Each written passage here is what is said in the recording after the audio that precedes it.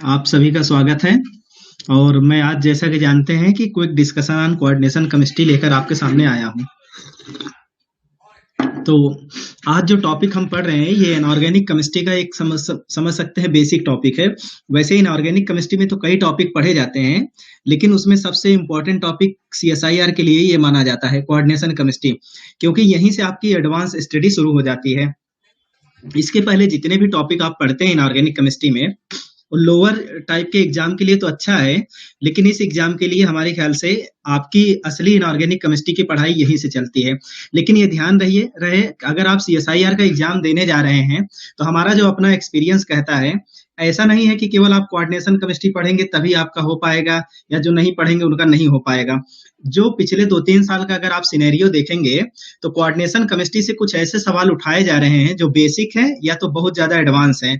तो अधिकतर हमारी क्या स्टडी होती है कि जब भी हम इनऑर्गेनिक केमिस्ट्री पढ़ना शुरू करते हैं, खास करके सीएसआईआर वाले या मान लीजिए आईआईटी जैम वाले, तो ये लोग कोऑर्डिनेशन केमिस्ट्री पे ज्यादा जोर देते हैं। इससे क्या होता है कि जैसे पीरियोडिक टेबल से जुड़े हुए सवाल, या फिर एटॉमिक स्ट्रक्चर से जुड़े हुए सवाल, या आप कह सकते हैं डी ब्लॉक, एफ ब्लॉक और एस ब्लॉक से जुड़े हुए सवाल, ये हमारे छूट जाते हैं। तो भले मैं आज आपको कोऑर्डिनेशन केमिस्ट्री के कुछ बेसिक्स पॉइंट्स, कुछ इंपॉर्टेंट पॉइंट डिस्कशन करने जा रहा हूं, लेकिन हमारी आपसे राय यही रहेगी कि आप जब भी इनऑर्गेनिक केमिस्ट्री पढ़ने के लिए सोचिएगा तो उसमें एस ब्लॉक, पी ब्लॉक और डी ब्लॉक, एफ ब्लॉक के स्टडी को इग्नोर ना करिएगा। साथ ही साथ पीरियाडिक प्रॉपर्टी कम से कम आपको आनी चाहिए, क्योंकि आप पिछले 1-2 साल के पेपर उठा के देख लीजिए, हर बार 1-2 सवाल इतने सरल आते हैं, जैसे इलेक्ट्रोनेगेटिविटी से, आयोनाइजेशन एंथैल्पी से। तो ये सब सवाल सरल है, लेकिन आपकी स्टडी रिवाइज्ड स्टडी हो नहीं पाती है, इसलिए सवाल छूट जाते हैं। तो आपकी ऐसी कोशिश रहनी चाहिए कि आने वाले समय में कोऑर्डिनेशन केमिस्ट्री के अलावा basic chemistry, basic inorganic chemistry को भी पढ़ के जाइएगा। देखिए, ये छोटा सा मेरा इंट्रोडक्शन है। My self doctor Akhilesh Modanwal, और बहुत ढेर सारे ये जो कुछ छोटे मोटे क्वालिफिकेशन है वो आपके सामने है। बहरहाल हम अपने टॉपिक को, अपनी स्टडी को आगे बढ़ाते हैं। कोऑर्डिनेशन केमिस्ट्री, देखिए जब कोऑर्डिनेशन केमिस्ट्री हम लोग पढ़ना शुरू करते हैं तो कोऑर्डिनेशन केमिस्ट्री में क्या क्या पढ़ना चाहिए, हम बस यही आज बताने की कोशिश कर रहे हैं आपको कि कोऑर्डिनेशन केमिस्ट्री पढ़ने का मतलब उसको आप इस तरीके से पढ़िए कि एक प्रकार से समराइज्ड हो जाए, 1-2 पेज में आप कोऑर्डिनेशन केमिस्ट्री को लिख सके कि कोऑर्डिनेशन केमिस्ट्री में हमें क्या क्या पढ़ना है। तो कोऑर्डिनेशन केमिस्ट्री में जो जो पढ़ना है, जैसे सबसे पहला पॉइंट क्या आता है कि नॉमेनक्लेचर और आइसोमेरिज्म। दूसरा पॉइंट इसमें क्या आता है, theories related to bonding in coordination chemistry, जिसमें वर्नर कॉन्सेप्ट पढ़ते हैं, वैलेंस बॉन्ड थ्योरी पढ़ते हैं, साथ ही साथ क्रिस्टल फील्ड थ्योरी पढ़ते हैं और मॉलिक्यूलर ऑर्बिटल थ्योरी पढ़ते हैं। और इसके अलावा 2-3 टॉपिक और इसके इसके कोऑर्डिनेशन केमिस्ट्री के ही इंपॉर्टेंट टॉपिक होते हैं, वो हम कोऑर्डिनेशन केमिस्ट्री करके चैप्टर में तो नहीं पढ़ते हैं, लेकिन उसी का एक पार्ट होता है।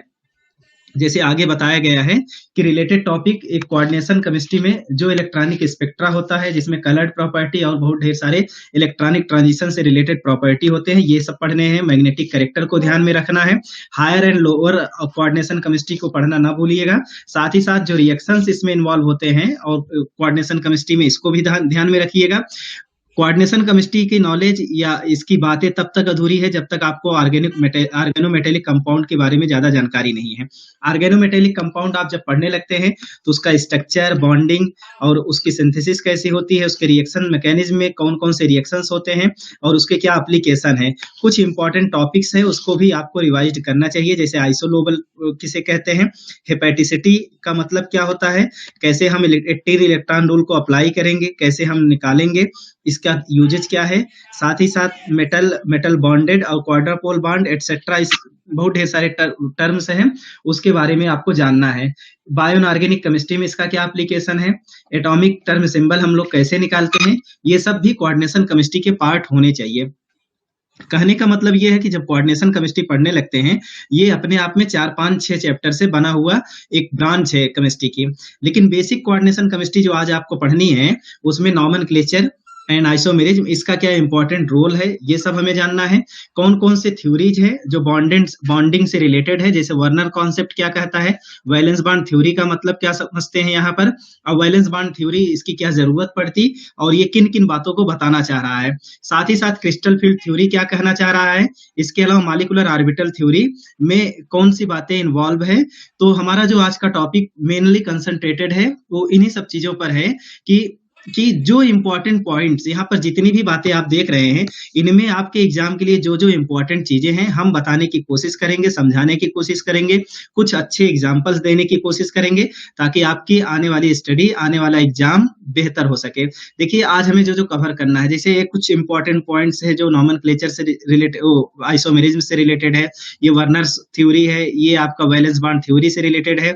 ये जब हम लोग सीएफटी पढ़ने लगेंगे तो इसके बारे में डिस्क्रिप्शन पढ़ेंगे, साथ ही साथ सीएफटी से जुड़े हुए जो कॉन्सेप्ट है, कैसे स्प्लिटिंग होता है, ये सब जानेंगे। इसके अलावा जैसे सीएफएससी हम लोग निकालते हैं, उसमें जो पेयरिंग एनर्जी है वो कैसे इंक्लूड करते हैं, ये सब चीजें समझेंगे। ये पाई बैक बॉन्डिंग का कॉन्सेप्ट है, यहाँ पर समझाने की कोशिश किया जा रहा है। कुछ यहाँ पर कार्बोनिल कंपाउंड है और उससे रिलेटेड आईआर स्पेक्ट्रा की जानकारी दी गई है। ये पाई बैक बॉन्डिंग, तो डिफरेंट टाइप के पाई बैक बॉन्डिंग होते हैं, कौन कौन से लिगेंड कौन कौन सा पाई बैक बॉन्डिंग करता है, ये सब बताया जा रहा है। साथ ही साथ ये देखिए यहाँ तो ऑर्गेनोमेटेलिक हमारा शुरू हो जाता है, क्योंकि अब ये स्लाइड इंक्लूडेड है, इसलिए थोड़ा बहुत जानकारी यहाँ भी जान जाएंगे। जानकारी का मतलब ये है कि जैसे कुछ इसमें जितने भी मॉलिक्यूल्स आप देख रहे हैं उसकी बॉन्डिंग को हमको समझना है, कितने टर्मिनल कार्बोनिल ग्रुप है और कितने ब्रिज्ड है, इन सब चीजों को हमें जानना है। साथ ही साथ जब हम आगे बढ़ेंगे, ये हेपेटिसिटी से जुड़ा हुआ एक टेबल है जो आप लोग पढ़ते होंगे, ये 18 इलेक्ट्रॉन रूल काउंट करने में बहुत एग्जाम्पल इंपॉर्टेंट है। ये बहुत ढेर सारे यहाँ पर सवाल दिए गए हैं। 18 इलेक्ट्रॉन रूल के अकॉर्डिंग आपको इसके सारे मतलब कि हर एक कंपाउंड के बताना है कि कितने इलेक्ट्रॉन्स 18 इलेक्ट्रॉन रूल के हिसाब से बन रहे हैं। तो इस तरीके के आज की हमारी स्टडी रहेगी। देखते हैं कि आज हम कितना बता सकते हैं इस छोटे से समय में। और हम लोग शुरू करते हैं कि कोऑर्डिनेशन केमिस्ट्री की जो स्टडी है कहाँ से शुरू करना चाहिए, क्या क्या पढ़ना चाहिए। देखिए शुरू में लिखा गया वर्नर कॉन्सेप्ट। आपको मैं एक चीज बता दूं कि जब बॉन्डिंग के बारे में हम लोग पढ़ने लगते हैं पूरे केमिस्ट्री में, तो बॉन्डिंग का एक अपना इतिहास है, एक अपनी हिस्ट्री है। बॉन्डिंग का मतलब ये नहीं होता है कि केवल हम लुईस कॉन्सेप्ट से शुरू करते हैं या लुईस थ्योरी से हम जानते हैं। अब कोऑर्डिनेशन का कोर्स आएगा या क्या आएगा, ये आपको थोड़ा सा डिसाइड करना है। अभी तो हमने डिसाइड नहीं किया है, क्योंकि सीएसआईआर के पॉइंट ऑफ व्यू से जहां तक मुझे लगता है कि कुछ इंपॉर्टेंट पॉइंट होते हैं। देखिए आप बहुत कुछ पढ़े होंगे लेकिन कुछ इंपॉर्टेंट चीजें छोड़ देंगे, जैसे न्यूट्रॉन एक्टिवेशन एनालिसिस, ये छूट जाएगा आपका। पोलरियोग्राफी छूट जाएगा, एम्पेरोमेट्रिक टाइटेशन छूट जाएगा, या फिर आप जब आप जाएंगे ट्रांजिशन स्टेट में, वहां स्टैटिकल थर्मोडायनेमिक्स से जुड़े हुए बातें छूट जाएगी। या फिर आप मॉलिक्यूलर क्या कहते हैं मैक्रो मॉलिक्यूल पढ़ेंगे तो उसका एप्लीकेशन अधिकतर छूट जाता है। क्वांटम के कुछ टिपिकल प्रॉब्लम्स होते हैं वो छूट जाते हैं हमसे। जब भी हम इनऑर्गेनिक केमिस्ट्री पढ़ते हैं तो मैंने आपको शुरू में बताया कि अधिकतर लोगों की स्टडी कंसंट्रेटेड होता है कोऑर्डिनेशन केमिस्ट्री में, लेकिन कोऑर्डिनेशन के अलावा भी कुछ ऐसे जगह से सवाल बहुत बार पूछे जा रहे हैं, बराबर पूछे जाएंगे। वो है basic inorganic chemistry. Basic inorganic chemistry का मतलब ये है कि जैसे पीरियाडिक प्रॉपर्टी हो गया, F block, D block, S block, इन सब की स्टडी हो गई, पी ब्लॉक की स्टडी हो गई, क्योंकि यहां से सवाल करना ज्यादा आसान है। आप जब कोऑर्डिनेशन पढ़ते हैं तो देखिए कोऑर्डिनेशन केमिस्ट्री कहने का अर्थ ये होता है कि हम बेसिक कॉन्सेप्ट पढ़ने जा रहे हैं बॉन्डिंग की, और वो बॉन्डिंग का एक्सटेंशन है। जैसे बॉन्डिंग जब पढ़ने लगते हैं, यहाँ पे मैं बताने जा रहा था कि बॉन्डिंग जब पढ़ने लगते हैं तो इसका अपना हिस्टोरिकल मीनिंग है। बॉन्डिंग ये केवल नहीं होता है कि आप केवल कोऑर्डिनेशन केमिस्ट्री में सीएफटी पढ़ते हैं या फिर वैलेंस बॉन्ड थ्योरी पढ़ते हैं। अगर आप बॉन्डिंग करके टॉपिक पढ़ेंगे तो हम तो कहेंगे सबसे पहले हुक थ्योरी पढ़िए, कि ये एकदम हिस्टोरिकल है, 2500 साल पहले बॉन्डिंग को लेकर क्या कॉन्सेप्ट था। हुक के बाद धीरे धीरे हम जब आगे बढ़ेंगे तो बहुत ढेर सारे इंट्रैक्शन करके समझाने की कोशिश किए हैं समय समय पर हमारे साइंटिस्टों ने। लेकिन जो अथराइज्ड थ्योरी आती है वो आती है वर्नर थ्योरी। वर्नर के पहले भी बॉन्डिंग के बारे में लैंगमोर साहब ने कुछ बताया था। इसके अलावा भी बहुत ढेर सारे साइंटिस्ट थे, उन्होंने कुछ ना कुछ बताने की कोशिश किए हैं लेकिन वो फेल हो गए।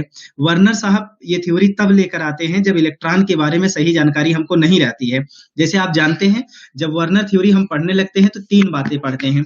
एक पढ़ते हैं प्राइमरी वैलेंसी, दूसरा पढ़ते हैं सेकेंडरी वैलेंसी, और तीसरा वर्नर साहब जो एक पहले ऐसे इनऑर्गेनिक के साइंटिस्ट हैं जिनको नोबेल प्राइज मिला, और ये नोबेल प्राइज जब पाते हैं 1913 में, इसके बाद इसके ठीक 50-60 साल बाद किसी को नोबेल प्राइज इनऑर्गेनिक केमिस्ट्री में मिला है। वो मिला है एमिल फिशर को, जो फेरोसिन वगैरह आप पढ़ते हैं उसके स्ट्रक्चर, उसके इंपॉर्टेंस को समझाने के लिए। तो कहने का मतलब इनऑर्गेनिक केमिस्ट्री आपका बहुत इंपॉर्टेंट केमिस्ट्री है। सारी बॉन्डिंग और सारे कॉन्सेप्ट की स्टडी यहीं पर की जाती है, लेकिन यहाँ के साइंटिस्टों को एक इंटरनेशनल फेम बहुत कम मिल पाता है। उसका वजह यही है कि ये केमिस्ट्री एक बोरिंग केमिस्ट्री टाइप की लगती है, लेकिन बहुत इंपॉर्टेंट है आपके एग्जाम के लिए। बहरहाल हम लोग पढ़ने जा रहे हैं वर्नर थ्योरी। देखिए वर्नर साहब ने जो भी बताया था, आप जो भी टॉपिक कहेंगे हम प्लस में वो पढ़ाएंगे। ये स्पेशल क्लास है, थोड़ा सा फॉर्मेलिटी पूरी करनी थी, इसलिए हमने इनऑर्गेनिक का कोऑर्डिनेशन केमिस्ट्री पढ़ाने का एक डिसीजन लिया है। चलिए वर्नर थ्योरी में जब हम लोग पढ़ने लगते हैं तो क्या पढ़ते हैं? एक तो पढ़ते हैं कि प्राइमरी वैलेंसी किसे कहते हैं, दूसरी बात ये पढ़ते हैं सेकेंडरी वैलेंसी, तीसरी बात ये पढ़ते हैं इन्होंने कुछ कंपाउंड के स्टीरियो आइसोमेरिज्म समझाने की कोशिश की थी। वर्नर थ्योरी के बारे में सबसे इंपॉर्टेंट पॉइंट तो ये है, देखिए ईयर के अलावा भी बहुत ढेर सारे एग्जाम्स दिए जाते हैं, आप देते भी रहते हैं, चाहे पीजीटी हो, चाहे जीडीसी हो, चाहे हायर एजुकेशन का हो, या असिस्टेंट प्रोफेसर के लिए कोई भी एंट्रेंस एग्जाम या कोई भी कंपटीशन हो। तो एक बार तो ये पूछा गया था वर्नर साहब ये थ्योरी दिए कब थे, तो ईयर इंपॉर्टेंट है, 1993 में दिए थे। एक बात, दूसरी बात ये नोबेल प्राइज कब पाए थे, तो ये पाए थे 1893 में।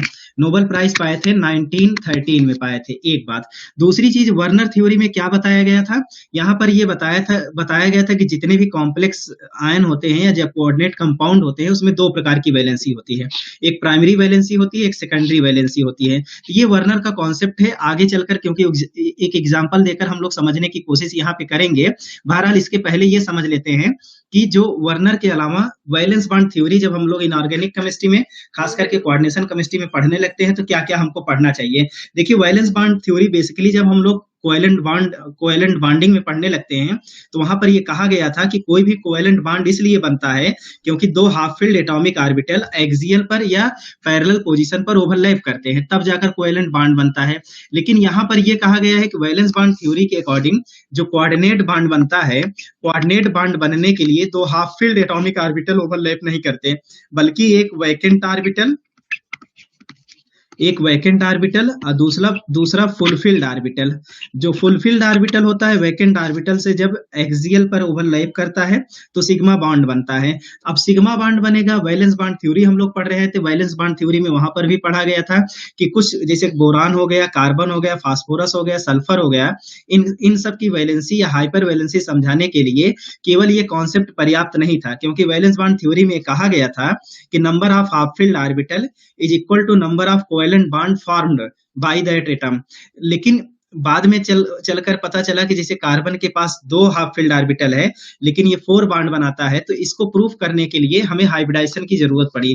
तो कॉन्सेप्ट ऑफ हाइब्रिडाइजेशन जब इन्वॉल्व करते हैं तो बहुत ढेर सारी चीजें हम लोग पढ़ते हैं और बहुत ढेर सारे टाइप के हाइब्रिडाइजेशन पढ़ते हैं, जैसे sp पढ़ते हैं, sp3 पढ़ते हैं, sp2 पढ़ते हैं, sp3d पढ़ते हैं, sp3d2 पढ़ते हैं, sp3d3 पढ़ते हैं। इस तरीके के बहुत ढेर सारे एग्जाम्पल्स हम लोग जब सिंपल केमिकल बॉन्डिंग पढ़े थे तो वहां पर पढ़े थे। लेकिन वैलेंस बॉन्ड थ्योरी जब हम कोऑर्डिनेशन कंपाउंड में अप्लाई करते हैं तो क्या क्या पढ़ना है, एक तो ये पढ़ना है कि कैसे कोऑर्डिनेट बॉन्ड बनता है, दूसरी बात ये जाननी है कि जो हाइब्रिडाइजेशन का कॉन्सेप्ट है यहाँ पर कैसे अप्लाई होगा और कैसे किसी भी मॉलिक्यूल का हम हाइब्रिडाइजेशन निकालेंगे।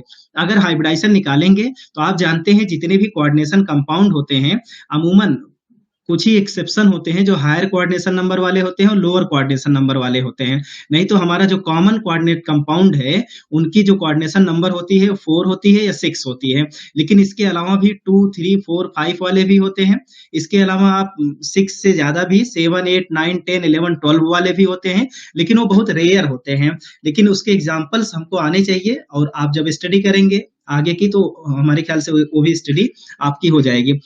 देखिए हाइब्रिडाइजेशन जानने के बाद ज्योमेट्री आपको जानना है कि किसी भी हाइब्रिडाइज सिस्टम की क्या ज्योमेट्री होती है।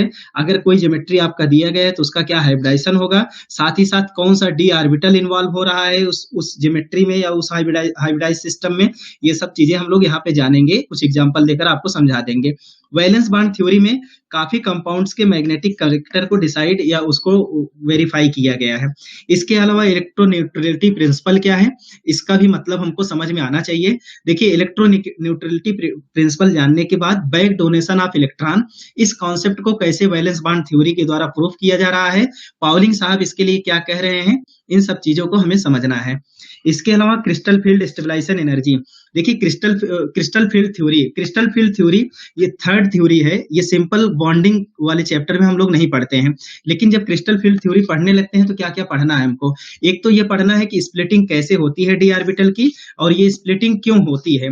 दूसरी बात ये पढ़नी है कि स्प्लिटिंग थ्रू हम कैसे क्रिस्टल फील्ड स्टेबलाइजेशन एनर्जी का कैलकुलेशन करते हैं। तीसरी बात ये पढ़नी है कि कौन कौन से फैक्टर हैं जो क्रिस्टल फील्ड स्टेबलाइजेशन एनर्जी को अफेक्ट करती हैं। चौथी बात ये पढ़नी है कि स्पेक्ट्रोकेमिकल सीरीज का मतलब क्या होता है, उसको हम कैसे सीएफटी से रिलेट करेंगे। पांचवी बात ये पढ़नी है कि एप्लीकेशन ऑफ सीएफएससी यानी क्रिस्टल फील्ड स्टेबलाइजेशन एनर्जी के यूजेज क्या हैं। तो पहला यूजेज ये है कि बॉन्ड एनर्जी में इसका क्या कंट्रीब्यूशन होता है। दूसरा, किसी भी क्रिस्टल स्ट्रक्चर का खास करके कोऑर्डिनेशन कंपाउंड या कोऑर्डिनेट आयन जो क्रिस्टलाइन स्ट्रक्चर है उसकी लैटिस एनर्जी को समझने में हेल्प करता है। कैसे हम रेडियाई ऑफ आयन को कैलकुलेट करते हैं या एक्सपेक्टेड इंक्रीजिंग और डिक्रीजिंग ऑर्डर सेट करते हैं। यहाँ पर स्पाइनल कंपाउंड लिखा गया था जो दिख नहीं रहा है, यानी स्पाइनल करके एक क्रिस्टल स्ट्रक्चर होता है। स्पाइनल में दो टाइप के आयन होते हैं, तो आयनों की जो रेस्पेक्टिव पोजीशन होती है वो कैसे फिक्स होती है, उसमें सीएफटी का क्या रोल है या स्टेबलाइजेशन एनर्जी का क्या रोल है, ये सब हमको जानना है।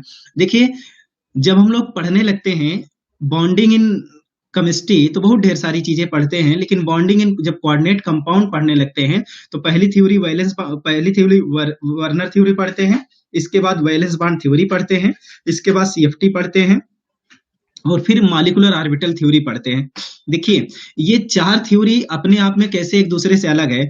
वर्नर थ्योरी में किसी भी कॉम्प्लेक्स आयन की ज्योमेट्री सही हम नहीं जान पा रहे थे, साथ ही साथ मैग्नेटिक कैरेक्टर को भी सही से डिसाइड नहीं हो पा रहा था। और भी बहुत ढेर सारी बातें थी जो वर्नर थ्योरी में इलेक्ट्रॉनिक ट्रांजिशन वगैरह के बारे में भी कोई जानकारी मिल नहीं पा रही थी। इसलिए वैलेंस बॉन्ड थ्योरी का डेवलपमेंट हुआ और ये लिनियस पाउलिंग के द्वारा किया गया। यहाँ पर भी बहुत ढेर सारी चीजें हमें जानकारी मिली, लेकिन डी ऑर्बिटल के स्प्लिटिंग और साथ ही साथ जो सीएफएससी वैल्यू है इसका कुछ कोरिलेशन या कोई कॉन्सेप्ट वहां पर नहीं था।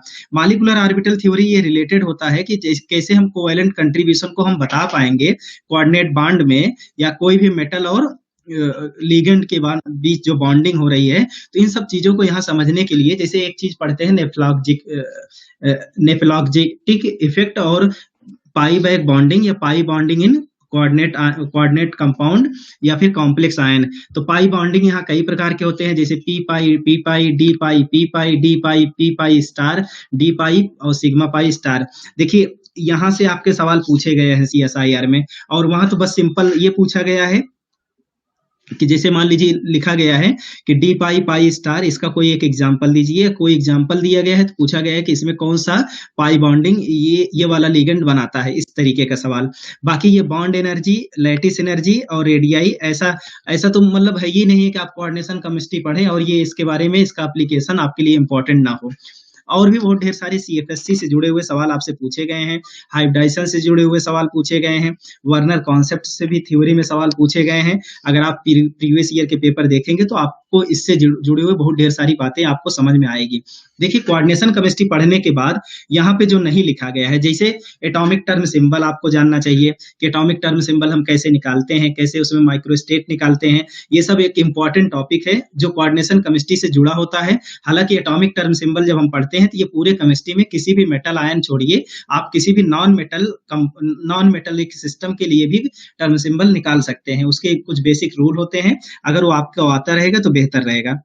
देखिए, इससे रिलेटेड जो टॉपिक है जैसे electronic spectra, coloured property of coordinate ion, इन सब चीजों को पढ़ना है, या मैग्नेटिक कैरेक्टर को जानना है कि कैसे डिसाइड होता है, हायर और लोअर ऑक्सीडेशन, हायर और लोअर कोऑर्डिनेट नंबर वाले कुछ कॉम्प्लेक्स आयन होता है उसके बारे में समझना है, रिएक्शन मैकेनिज्म कोऑर्डिनेशन केमिस्ट्री की क्या होती है, ऑर्गेनोमेटेलिक केमिस्ट्री में क्या क्या पढ़ने हैं, साथ ही साथ बायो इनऑर्गेनिक केमिस्ट्री में क्या क्या पढ़ने हैं, ये सब चीजें इंपॉर्टेंट है। लेकिन इसके अलावा जो चीजें अभी छूटी हुई हैं, जैसे एक कॉन्सेप्ट होता है यान इफेक्टिव एटॉमिक नंबर, एक कॉन्सेप्ट होता है कोऑर्डिनेशन नंबर किसे कहते हैं। कॉन्सेप्ट क्या टर्म होता है, एक होता है ऑक्सीडेशन नंबर किसे कहते हैं। ये एकदम बेसिक है कि आप कोऑर्डिनेशन केमिस्ट्री पढ़ने जा रहे हैं तो कम से कम कोऑर्डिनेशन नंबर आपको पता होना चाहिए, या आपको पता होना चाहिए कि जैसे कोई भी कॉम्प्लेक्स आयन होता है तो एक यहाँ स्फेरिकल क्या कहते हैं स्फीयर होता है, कोऑर्डिनेशन स्फीयर इसको बोलते हैं। यहाँ पर एक सेंट्रल मेटल होता है जिसको सेंट्रल मतलब कोई भी एक मेटल हो सकता है, वो एस ब्लॉक और डी ब्लॉक, एफ ब्लॉक का कोई भी हो सकता है, इसको हम सेंट्रल मेटल कहते हैं। यहाँ पर लिगेंड्स होता है, यहाँ पर होता है एन की वैल्यू, ये नंबर ऑफ लिगेंड्स को बताता है। यहाँ पर जीरो ऑक्सीडेशन नंबर हो सकता है, पॉजिटिव में हो सकता है, नेगेटिव में हो सकता है।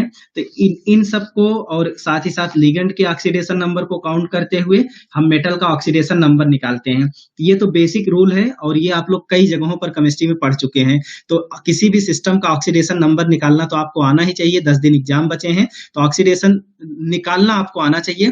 तो ये केवल इसी के लिए जरूरी नहीं है, बहुत ढेर सारे सिस्टम है, बहुत ढेर सारे इनऑर्गेनिक कंपाउंड है, ऑर्गेनिक कंपाउंड है, मॉलिक्यूल है। किसी एक एटम का हम ऑक्सीडेशन नंबर कैसे काउंट करते हैं, उसके कुछ बेसिक रूल होते हैं। अगर आपको नहीं जानते, नहीं याद होगा या नहीं समझ पाते होंगे, थोड़ा सा मैं समझा दे रहा हूँ, लेकिन फिर भी आपको ये चीजें याद आनी चाहिए। जैसे फ्लोरीन सिस्टम होगा, इसका ऑक्सीडेशन नंबर हमेशा -1 होता है। ऑक्सीजन सिस्टम होगा, इसका ऑक्सीडेशन नंबर -2 होता है। हाइड्रोजन सिस्टम होगा, इसका ऑक्सीडेशन नंबर हमेशा +1 होता है। लेकिन याद रहे कि फ्लोरीन का ऑक्सीडेशन नंबर कभी बदलेगा नहीं, इन दोनों के चेंज हो सकते हैं। ऐसे अगर फर्स्ट ए ग्रुप का कोई भी एलिमेंट होगा तो उसका ऑक्सीडेशन नंबर +1 होता है। सेकंड ए ग्रुप का कोई भी एलिमेंट होगा, इसका ऑक्सीडेशन नंबर +2 होता है। या फिर कोई भी न्यूट्रल सिस्टम होगा तो न्यूट्रल सिस्टम का हमेशा ऑक्सीडेशन नंबर 0 होता है। कोई भी मॉलिक्यूल होगा, अगर इस पे कोई चार्ज नहीं होगा तो इसका ऑक्सीडेशन नंबर 0 होगा। अगर कोई भी आयन होगा तो इस पर जितने भी चार्ज होंगे वही उसका ऑक्सीडेशन नंबर होगा।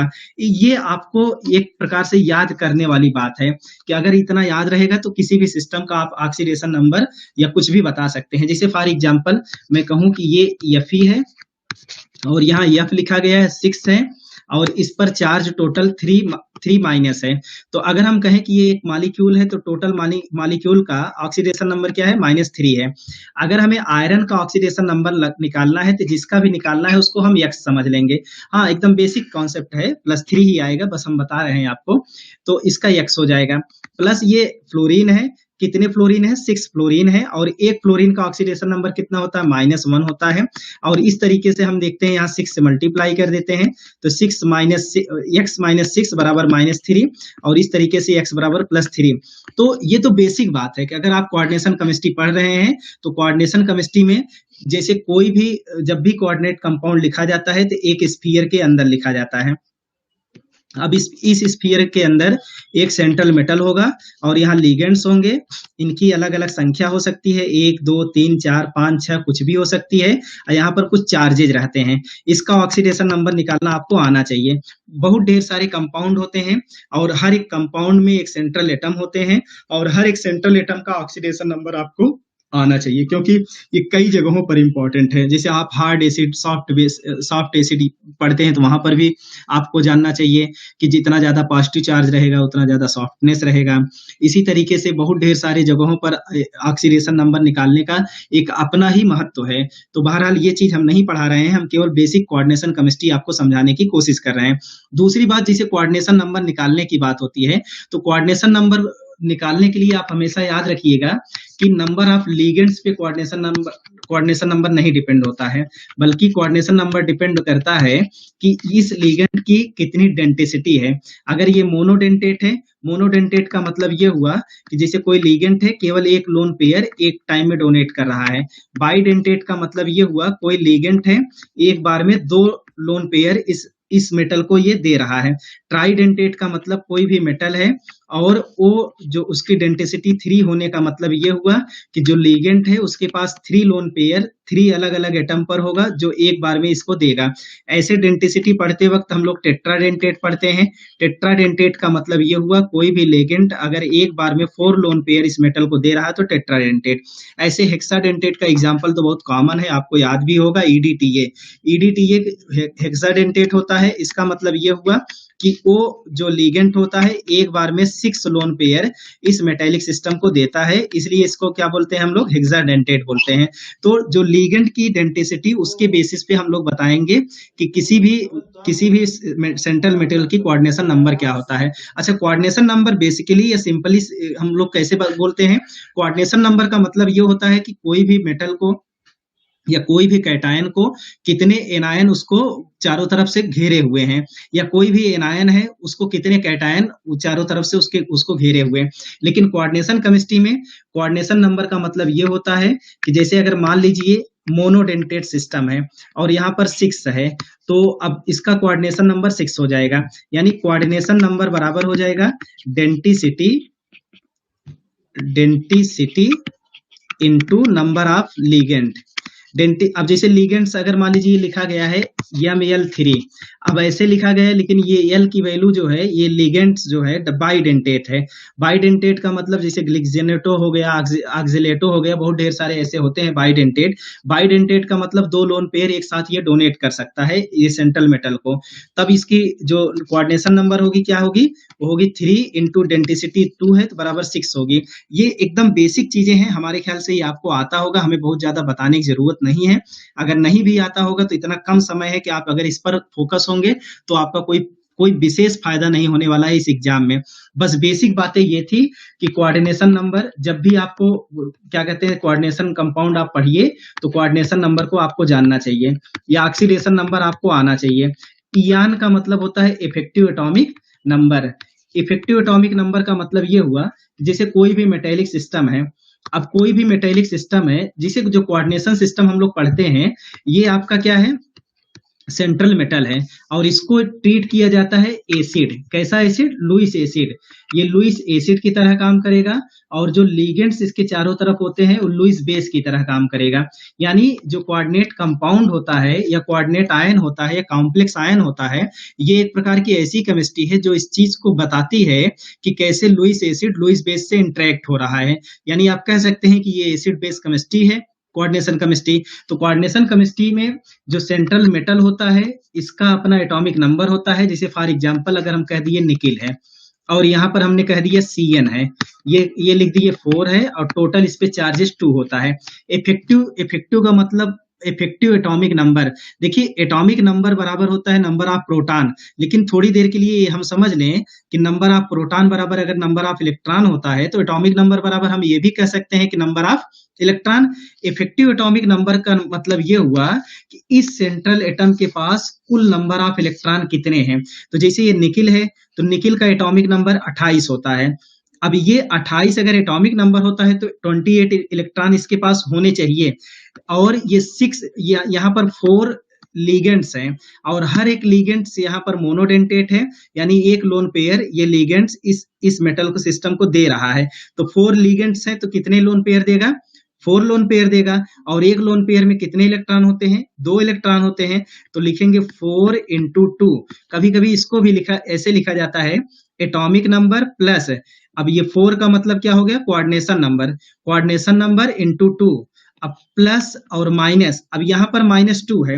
इस हिसाब से अगर इसका हम ऑक्सीडेशन नंबर निकालेंगे तो ऑक्सीडेशन नंबर +2 आता है निकिल का। अगर निकिल का ऑक्सीडेशन नंबर +2 है तो ये इस चीज को बता रहा है कि जैसे 28 इलेक्ट्रॉन होने चाहिए, अगर 2 इलेक्ट्रॉन रिमूव कर देंगे तो रिमूव करने के बाद यहाँ पर रिमूव करने का जो साइन होगा वो निगेटिव हो जाएगा। तो बराबर 28 + 8 - 2, और ये बराबर हो जाएगा 34 हो जाएगा। तो ये 34 क्या है, एटॉमिक नंबर। कैसा atomic number, effective atomic number. आप ये कह सकते हैं कि इफेक्टिव इलेक्ट्रॉनिक नंबर, आप ये कह सकते हैं total number of electron which will be concentrated towards nickel side या टुवर्ड्स सेंट्रल मेटल साइड। तो यानी जो सेंट्रल मेटल होगा उसका अपना इलेक्ट्रॉन कितना है, जो ऑक्सीडेशन नंबर को ध्यान में रखते हुए, अगर इसका ऑक्सीडेशन नंबर पॉजिटिव में आएगा तो ये इलेक्ट्रॉन डोनेट करेगा, इसलिए माइनस होगा। लेकिन अगर नेगेटिव ऑक्सीडेशन नंबर आता है तो इलेक्ट्रॉन ऐड होगा। साथ ही साथ कोऑर्डिनेशन नंबर या थ्रू डेंसिटी या through number of ligands, how many electron will be gain by central atom, इसको भी हम काउंट करेंगे। तो इफेक्टिव एटॉमिक नंबर एक ऐसा कॉन्सेप्ट है, ये बहुत ज्यादा मतलब कोई विशेष चीज को बताता नहीं है, यानी कोई ऐसी थ्योरेटिकल ये बातें नहीं है, ये कैसे कह सकते हैं ट्रिकी बातें हैं।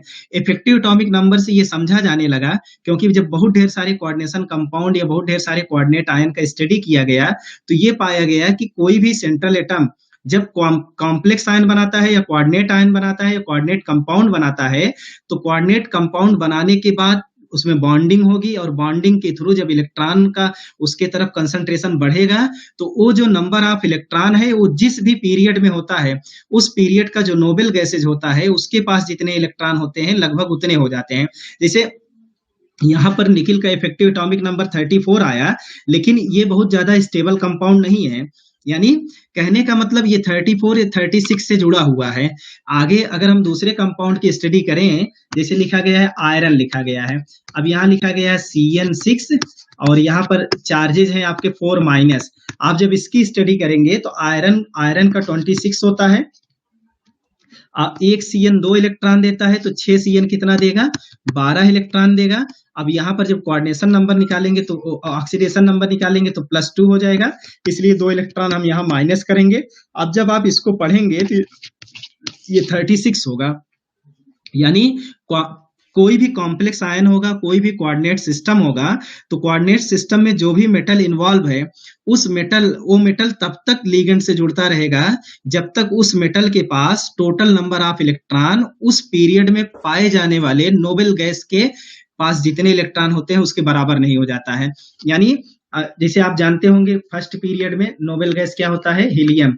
सेकंड में क्या होता है आपका नियान। ऐसे थर्ड में क्या होता है, थर्ड में आप देखेंगे आर्गन होता है। फोर्थ में क्या होता है, फोर्थ में आपका क्रिप्टॉन होता है। क्रिप्टॉन का एटॉमिक नंबर क्या होता है, 36।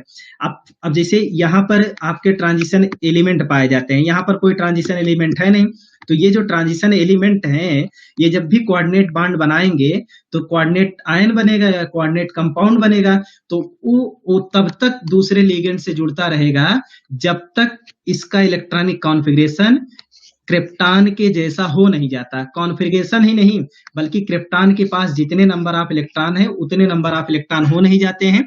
तो ये एक कोरिलेशन था। कोरिलेशन कहने का मतलब ये कि ट्रिकी पॉइंट बताया गया कि अगर कोई भी मेटल कोऑर्डिनेट कंपाउंड बनाने के बाद अगर उसके पास नंबर ऑफ इलेक्ट्रॉन उस पीरियड के नोबेल गैसेज के बराबर हो जाता है तो वो कोऑर्डिनेट कंपाउंड बहुत ज्यादा स्टेबल होगा। साथ ही साथ ये भी बताया गया कि अगर उस नोबेल गैस के इक्विवेलेंट नंबर ऑफ इलेक्ट्रॉन हो जाएगा तो वो हमेशा डायमैग्नेटिक सिस्टम होगा। यानी मैग्नेटिक कैरेक्टर को थोड़ा बहुत डिफाइन करने की कोशिश की गई, लेकिन ये एक्सपेरिमेंटल एविडेंस पे बहुत ढेर सारी जगहों पे ये ट्रिक फेल हो जाता है। देखिए ट्रिक क्या होता है, ट्रिक ये होता है कि किसी चीज को किसी एग्जाम्पल से हम समझने की कोशिश करते हैं।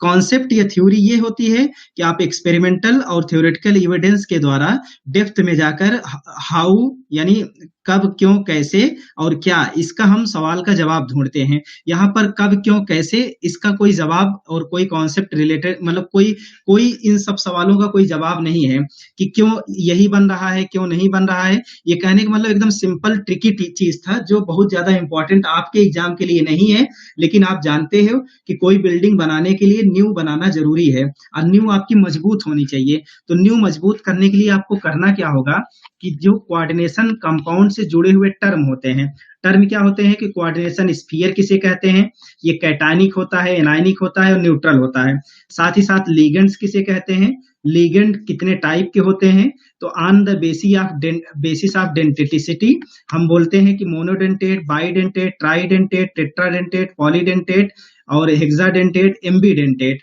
और इसके अलावा डेंटिसिटी के अलावा भी और भी बहुत ढेर सारी बातें होती हैं। और जो लिगेंड से जुड़ा होता है वो ये होता है कि कैटायनिक लिगेंड कौन है, एनायनिक लिगेंड कौन है, न्यूट्रल लिगेंड कौन सा है। ठीक है, लिगेंड के पास एसेंशियल कंडीशन क्या होनी चाहिए, कौन से आयन या कौन से ग्रुप या कौन से एटम लिगेंड की तरह काम कर सकता है। तो आप जानते हो क्योंकि कोऑर्डिनेशन केमिस्ट्री एक प्रकार की ऐसी केमिस्ट्री है जो लुईस एसिड और लुईस बेस के बीच बॉन्डिंग को बताती है। तो लिगेंड के पास हर हाल में क्या होना चाहिए, डोनेटिंग लोन पेयर होना चाहिए, तभी वो लिगेंड के पैरामीटर पे जाकर खरा उतरेगा, तभी वो दूसरे मेटल को इलेक्ट्रॉन पेयर डोनेट कर सकता है, नहीं तो डोनेट नहीं कर सकता। डेंटिसिटी और लिगेंड्स को जानने के बाद जो आपको जानना है कि ऑक्सीडेशन नंबर कैसे हम निकालते हैं, कैसे हम कोऑर्डिनेशन नंबर निकालते हैं, कैसे हम इफेक्टिव एटॉमिक नंबर कैलकुलेट करते हैं, ये सब चीजें हमको आनी चाहिए। ये सब चीजें हम जानने के बाद अब जो देखिए ये इंपॉर्टेंट तो आप कह सकते हैं कि एग्जाम के लिए इंपॉर्टेंट नहीं है, लेकिन जब तक आप न्यू नहीं बनाएंगे ऊपर बिल्डिंग कैसे खड़ा करेंगे ना, तो न्यू बनाना जरूरी है। तो कोऑर्डिनेशन केमिस्ट्री आप जब भी पढ़िए तो ये बेसिक चीजें हैं, इसको आपको समझ में आना चाहिए कि लिगेंड्स का मतलब क्या होता है। अगर कोई बोल दे लिगेंड्स, तो लिगेंड्स बोल दे तो आपके दिमाग में कौन जानी चाहिए कि लिगेंड कितने प्रकार के होते हैं, लिगेंड को हम कैसे क्लासिफाइड करते हैं, लिगेंड्स को कैसे हम समझेंगे, लिगेंड्स कैसे इलेक्ट्रॉन को डोनेट करता है। ये सब चीजें हैं जो आपको जानकारी होनी चाहिए। चलिए अब थोड़ा सा हम आगे बढ़ते हैं, क्योंकि हम थोड़ा इंट्रोडक्टरी पार्ट लिए हैं कोऑर्डिनेशन केमिस्ट्री का, तो कोशिश करेंगे हर चीज को कायदे से समझा दें आपको, और थोड़ा थोड़ा ही समझाएं, लेकिन इतना समझा दें कि जो आपके एग्जाम के लिए इंपॉर्टेंट हो। देखिए कोऑर्डिनेशन केमिस्ट्री में अगर आप थोड़ा सा बेसिक टर्मिनोलॉजी जान गए हैं, तो बेसिक टर्मिनोलॉजी के बाद नॉमेनक्लेचर होता है कोऑर्डिनेशन केमिस्ट्री का। तो कोऑर्डिनेशन केमिस्ट्री में जो नॉमेनक्लेचर पढ़ते हैं, कोऑर्डिनेट आयन का पढ़ते हैं, वो भी कैटायनिक, एनायनिक और neutral ion, neutral coordinate compound या कॉम्प्लेक्स के लिए अलग अलग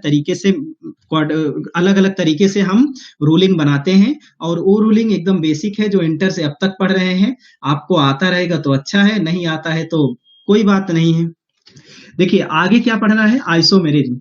आइसोमेरिज्म जैसे आप लोग पढ़ते हैं ऑर्गेनिक केमिस्ट्री में कि आइसोमेरिज्म कई प्रकार का होता है, जैसे एक कॉन्स्टिट्यूशनल होता है, दूसरा क्या होता है, स्टीरियो आइसोमेरिज्म होता है। यहाँ कॉन्स्टिट्यूशनल को बदल के स्ट्रक्चरल आइसोमेरिज्म बोल दिया गया, स्टीरियो आइसोमर को स्टीरियो ही रहने दिया गया। अब स्ट्रक्चरल आइसोमेरिज्म कितने प्रकार के होते हैं, तो ये तो यहाँ पर 2 प्रकार दिया गया है, लेकिन इसके अलावा भी टाइप होते हैं। ठीक है, तो जैसे यहाँ पर क्या लिखा गया है, कोऑर्डिनेशन स्फीयर आइसोमर और लिंकेज आइसोमर। अब लिंकेज आइसोमर क्या है कि जैसे अगर कोई भी ऐसा कंपाउंड है, लिगेंड ऐसा है जिसमें 2 डोनेटिंग एटम है, लेकिन वो मोनोडेंटेट है।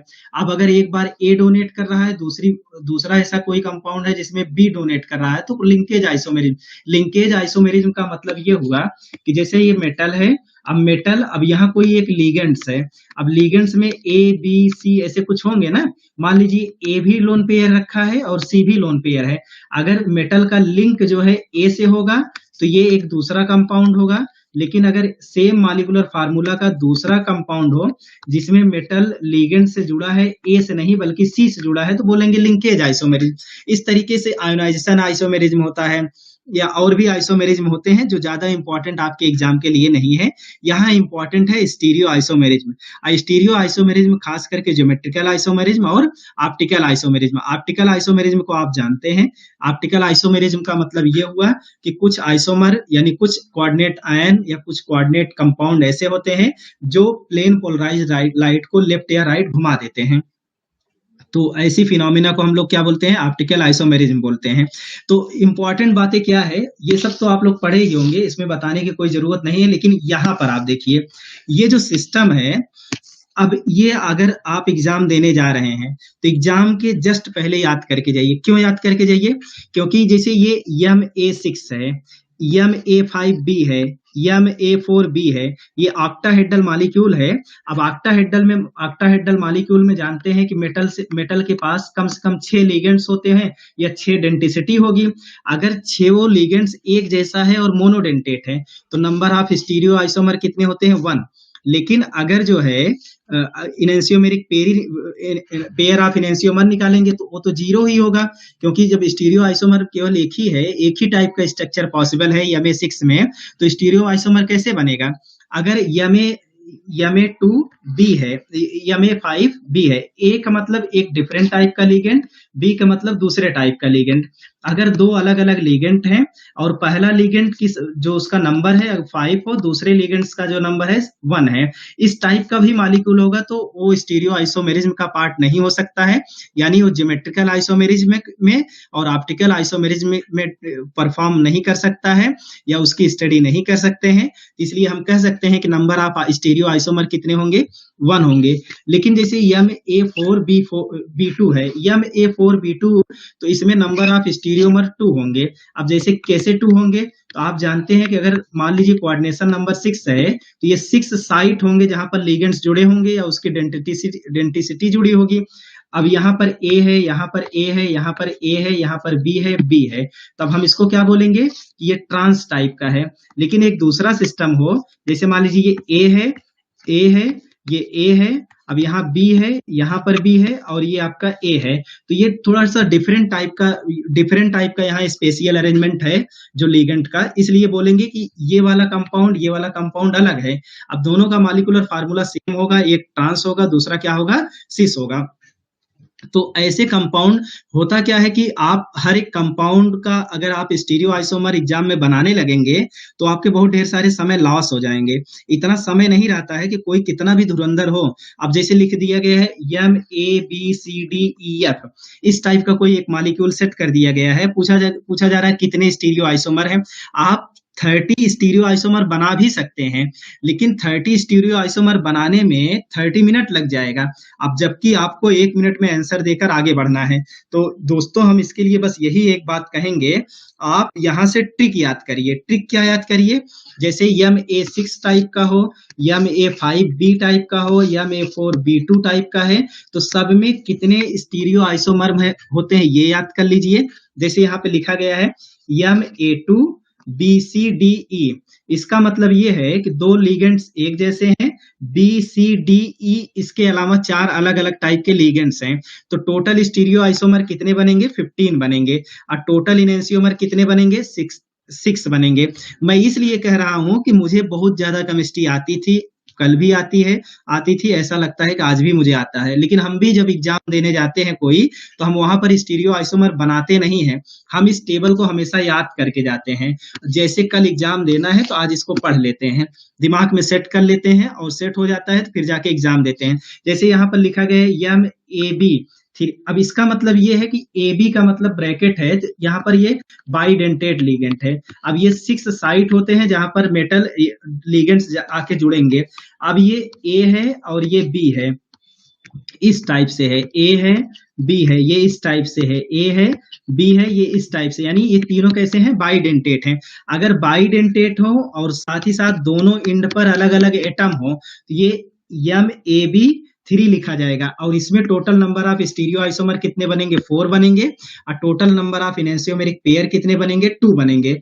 तो इस तरीके से छोटी छोटी बातें हैं, अगर आप याद करके जाएंगे तो बेहतर रहेगा, हमारे ख्याल से आप सही आंसर देकर आएंगे। तो ये टेबल खास करके मैं आपको बताने की और ये टेबल आपको प्रोवाइड कराने की कोशिश किया हूं कि जब भी आप एग्जाम देने जाइए तो आपको झंझट इस चीज का ना पालिए कि हर एक कंपाउंड लीजिए और कंपाउंड का स्टीरियो आइसोमर आप बनाइए।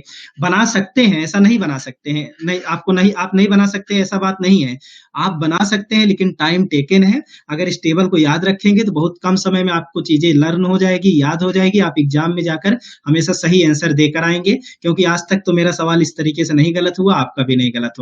तो ये काफी इंपॉर्टेंट टेबल है, ये आप लर्न करके जाइएगा। समय हमारा बीत रहा है, इसलिए हम कोशिश करेंगे जितना स्लाइड लिए हैं सबको कवर कर लें, चाहे जैसे कवर करें। देखिए, जब कोऑर्डिनेशन केमिस्ट्री पढ़ना शुरू किए थे तो शुरू में वर्नर कॉन्सेप्ट आया था। वर्नर साहब ने किया क्या था, उन्होंने कुछ सॉल्ट की स्टडी कर रहे थे। तो जो सॉल्ट्स की स्टडी कर रहे थे तो उसमें ये देखा, जैसे यहाँ पर देखिए कोबाल्ट के पास 3 जो है क्लोराइड है और 4 जो है अमोनिया है। यहाँ कोबाल्ट के पास 3 क्लोराइड है, 4 अमोनिया है, यहाँ 3 क्लोराइड है, 5 अमोनिया है, यहाँ 3 क्लोराइड है, 6 अमोनिया है। तो वो इसकी कंडक्टिविटी स्टडी कर रहे थे। और आप इलेक्ट्रोकेमिस्ट्री वाले टॉपिक में पढ़े हैं कि कंडक्टिविटी का मतलब ये होता है कि कंडक्टिविटी का मतलब ये होता है कि कोई भी आयन या कोई भी सिस्टम अगर एक प्लेस से दूसरे प्लेस पे करंट को कैरी कर रहा है तो उसे बोलेंगे कंडक्टर। तो क्योंकि जब इलेक्ट्रोलाइट सोल्यूशन आप बनाएंगे तो वहां करंट को कैरी करने वाले कंपोनेंट क्या होते हैं, आयंस होते हैं। तो जब पहले कंपोनेंट का स्टडी किया गया तो पता चला कि इसकी कंडक्टिविटी काफी ज्यादा है। देखिए, ये उस जमाने की बात है जब इलेक्ट्रॉन के बारे में ज्यादा इंफॉर्मेशन हमको नहीं थी कि सिस्टम में इलेक्ट्रॉन होता है कि नहीं होता है, इलेक्ट्रॉन जैसा वर्ड ही नहीं पता था। उस जमाने में ये वर्नर साहब स्टडी कर रहे थे 1993 में, क्योंकि जो इलेक्ट्रॉन के बारे में फुल इंफॉर्मेशन आपको मिली है 1993 नहीं, 1893 में, जबकि इलेक्ट्रॉन के बारे में फुल इंफॉर्मेशन मिला है आपको 1896 में। तो वर्नर ने क्या स्टडी किया था, वर्नर ने स्टडी किया था इन सारे साल्ट का कंडक्टिविटी स्टडी किया था। तो उन्होंने ये देखा था रिलेटिव कंडक्टिविटी इस कंपाउंड का बहुत ज्यादा है, और इतना ज्यादा है कि आप कह सकते हैं कि जो 4 आयन है, अगर 4 आयन के बराबर जितना कंडक्टिविटी होना चाहिए उतना कंडक्टिविटी पहले वाले का रहा है, जबकि लास्ट वाले का जो कंडक्टिविटी होता है वो बहुत कम होता है। और जब कम पढ़ने लगते हैं तो कितना होता है, तो 2 आयन जितना करंट कैरी कर सकते हैं उतनी कंडक्टिविटी होती है। तो इस तरीके से इन्होंने इन सब सारे सिस्टम का कोऑर्डिनेट कंपाउंड या कोऑर्डिनेशन स्फीयर के टर्म में कंपाउंड के बारे में कुछ इंफॉर्मेशन देने की कोशिश की। जैसे इन्होंने बताया कि पहला वाला कंपाउंड इस तरीके का है, इस तरीके का है, तो इसमें मतलब 2 प्रकार की वैलेंसी होती है, एक आयोनाइजेबल होता है, दूसरा नॉन आयोनाइजेबल होता है। आयोनाइजेबल वैलेंसी वो होता है जो कोऑर्डिनेशन स्फीयर के बाहर आयन होता है वो आसानी से आयोनाइज हो जाते हैं। आयोनाइज जैसे ये सिस्टम है, जब आप इसको वाटर में डालोगे तो ये टूट जाएगा, लेकिन टूटने के बाद जो अंदर वाला ये सिस्टम है ये कभी भी अलग नहीं होगा और यहाँ 3Cl- हो जाएगा। तो 3 आयन ये हो गया, 1 आयन ये हो गया, टोटल 4 आयन हो गया। यानी पहले कंपाउंड की जो कंडक्टिविटी है 4 आयन के बराबर होती है।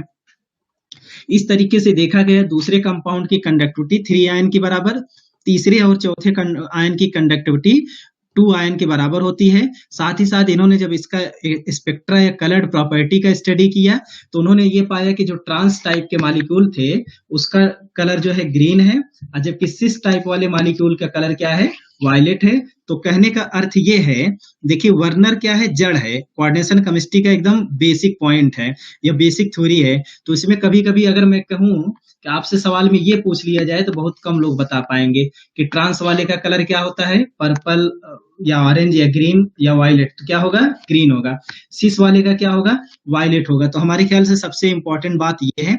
बहरहाल इन्होंने बताया वर्नर साहब कि 2 प्रकार की वैलेंसी होती है, एक आयोनाइजेबल होता है, जो आयोनाइजेबल होता है उसको प्राइमरी वैलेंसी बताया, और जो नॉन आयोनाइजेबल होता है उसको हम बताए ये सेकेंडरी वैलेंसी है। और जो प्राइमरी वैलेंसी होता है ये ज्योमेट्री यानी किसी भी मॉलिक्यूल की ज्योमेट्री को डिसाइड करता है, और जो नॉन आयोनाइजेबल जो प्राइमरी वैलेंसी होता है इसका ज्योमेट्री में कोई रोल नहीं होता है, जबकि सेकेंडरी वैलेंसी जो नॉन आयोनाइजेबल है ये हमेशा कंपाउंड या किसी भी कोऑर्डिनेट आयन, किसी भी कॉम्प्लेक्स आयन की ज्योमेट्री को बताता है। कहने का अर्थ ये है कि बहुत ढेर सारी चीजें वर्नर साहब ने बता दी उस समय जब इलेक्ट्रॉन के बारे में कोई इंफॉर्मेशन नहीं थी। किन्होंने बताया कि वैलेंसी 2 प्रकार की होती है, एक प्राइमरी वैलेंसी, प्राइमरी का मतलब जो आयोनाइज हो जाता है या जो वाटर में डालने पर अपने आयनों में टूट जाता है, एक सेकेंडरी वैलेंसी जो वाटर में डिसॉल्व करने पर आयनों में टूटता नहीं, उसको हम कहते हैं secondary valency. Secondary valency non ionisable होता है और ये ज्योमेट्री किसी भी मॉलिक्यूल की ज्योमेट्री, किसी भी कॉम्प्लेक्स आयन की ज्योमेट्री को डिसाइड करता है, जबकि प्राइमरी वैलेंसी का कोई रोल नहीं होता है। इसीलिए सेकेंडरी वैलेंसी को डायरेक्शनल बॉन्ड कहा गया और बाद में और प्राइमरी वैलेंसी को कहा गया नॉन डायरेक्शनल बॉन्ड। चलिए देखिए, क्योंकि हमारे पास ज्यादा समय नहीं बचे हैं, 13 मिनट बचे हैं, तो 13 मिनट में हमको कुछ ज्यादा पढ़ना है, तो मैं कोशिश करूंगा कि ये सब सारी बातें आपको पढ़ा दूं। वैसे शायद है कि स्पीड सही है बट कंटेंट ज्यादा है इसलिए ज्यादा समय लग रहा है। देखिए जब आप लोग जब वैलेंस बॉन्ड थ्योरी पढ़ते हैं तो वैलेंस बॉन्ड थ्योरी में ये कहा गया कि जैसे कोई भी मेटल है, मेटल का जैसे 3D सिस्टम है, 4s सिस्टम है, 4p सिस्टम है। अब इसमें 5 ऑर्बिटल होते हैं, इसमें 1 ऑर्बिटल होता है, इसमें कितने ऑर्बिटल होते हैं, 3 ऑर्बिटल होता है। अब जो आपका लिगेंड्स होता है वो इलेक्ट्रॉन डोनेट करता है इन वैकेंट ऑर्बिटल में। अगर इधर के सारे ऑर्बिटल अगर फुलफिल्ड हैं तो 4p के बाद 4d होता है, यानी जो लिगेंड्स होगा इधर इलेक्ट्रॉन डोनेट करेगा। अब जैसे मैंने कह दिया कि ये मेटल आपका आयरन है, अगर आयरन है, आयरन 2+ के फॉर्म में है, आयरन 2+ का मतलब इसकी ज्योमेट्री क्या होगी, मतलब इसकी इलेक्ट्रॉनिक कॉन्फ़िगरेशन क्या होगा, D6 होगा। अगर D6 होगा तो कोई कुछ इस तरीके से होंगे। अब अगर ये 6 फ्लोरीन से जुड़े हुए हैं, यानी फ्लोरीन कितने हैं, 6 हैं, तो हर एक फ्लोरीन क्या करेगा, इलेक्ट्रॉन पेयर को डोनेट करेगा, हर एक फ्लोरीन इलेक्ट्रॉन पेयर को डोनेट करेगा। मैं कुछ देर पहले ही बताया था कि कोऑर्डिनेट बॉन्ड का मतलब ये होता है कि bond between Lewis acid and Lewis base, bond between Lewis acid and Lewis base. तो इस तरीके से 6 फ्लोरीन 6 वैकेंट ऑर्बिटल को इलेक्ट्रॉन डोनेट किए हैं। तो जिस वैकेंट ऑर्बिटल को डोनेट किए हैं वो यस है, P3 है और D2 है। इस तरीके से इसका जो हाइब्रिडाइजेशन होता है sp3 D2 होता है। लेकिन अगर ये स्ट्रॉन्ग फील्ड वाले लिगेंड्स जैसे कोबाल्ट है या साइनाइड है, इस तरीके का अगर आयन होगा तो ये पेयरिंग हो जाएगी, और जब ये पेयरिंग हो जाएगी तो यहाँ से 2 इलेक्ट्रॉन हट जाएंगे, और जब 2 इलेक्ट्रॉन ये हट गए, इलेक्ट्रॉन हटने का मतलब ये है कि यहाँ पेयरिंग होगा और दोनों इलेक्ट्रॉन शिफ्ट होके यहाँ पे आ जाएंगे। जब तो ये आपका पोजीशन वैकेंट है, ये वैकेंट है, ये वैकेंट है, ये वैकेंट है, ये वैकेंट है। यहाँ पर 6 पोजीशन वैकेंट है और 6 साइनाइड आयन यहाँ पर इलेक्ट्रॉन को डोनेट करेंगे।